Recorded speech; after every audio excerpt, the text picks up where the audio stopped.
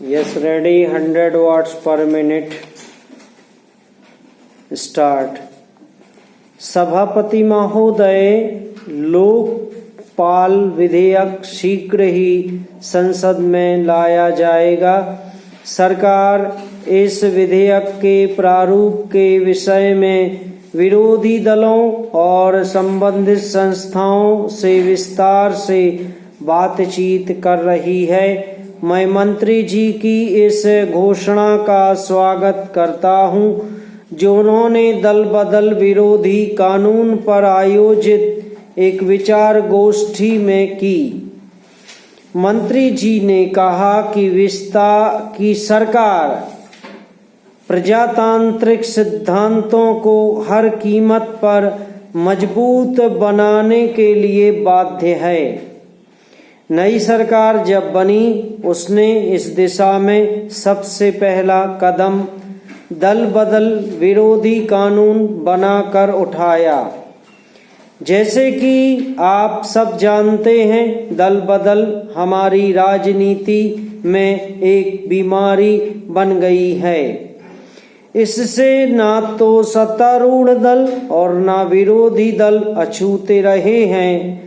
मतदाताओं को भी दल बदल के द्वारा समय समय पर धोखा दिया जाता रहा है।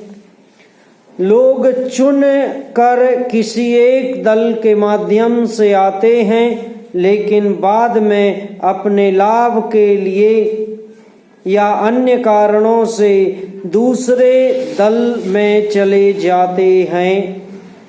मतदाता मजबूर सा यह सब देखता रहता है, लेकिन कुछ भी नहीं कर सकता।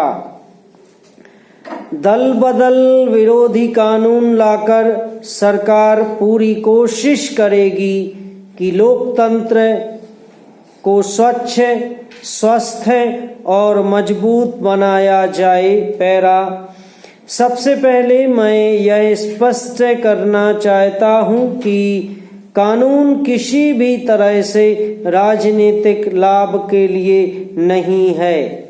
इसका राजनीतिक लाभ बिल्कुल नहीं उठाया जाना चाहिए। कुछ लोगों को इस बारे में भी संदेह है, लेकिन मैं चाहता हूं कि वे अपने मन से संदेह को हटा दें।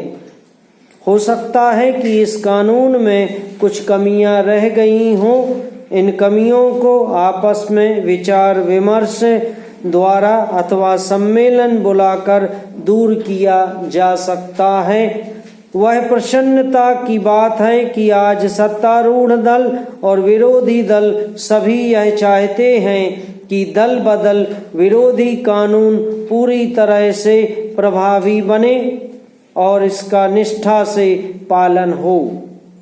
एक अन्य माननीय सदस्य ने कुछ दिन पूर्व सदन में इस संबंध में जो विचार व्यक्त किए थे, वे भी विचारणीय हैं। उन माननीय सदस्य ने कहा था कि देश के वर्तमान राजनीतिक ढांचे के लिए दल बदल का खेल हमारी राजनीतिक मान्यताओं को कमजोर सा करता जा रहा है। अतः इस कानून को जल्दी से जल्दी लागू किया जाए। इसमें संदेह नहीं कि दल बदल विरोधी कानून का सभी स्थानों पर स्वागत हुआ है, लेकिन यह आवश्यक नहीं है कि यह कानून इस दिशा में पूर्ण दोष मुक्त हो या स्थायी हो।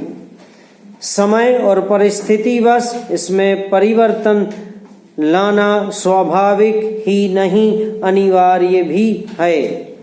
कभी कोई चीज स्थायी नहीं रहती। अतः मेरा सरकार से निवेदन है कि इस संबंध में एक सम्मेलन का आयोजन करे, जो इस पर विचार करे कि इस कानून को किस प्रकार से अधिक प्रभावी बनाया जा सकता है।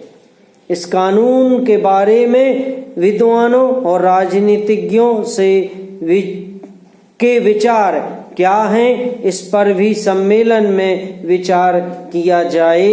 इस विचार गोष्ठी की एक रिपोर्ट सरकार को भेजी जाए। समाप्त।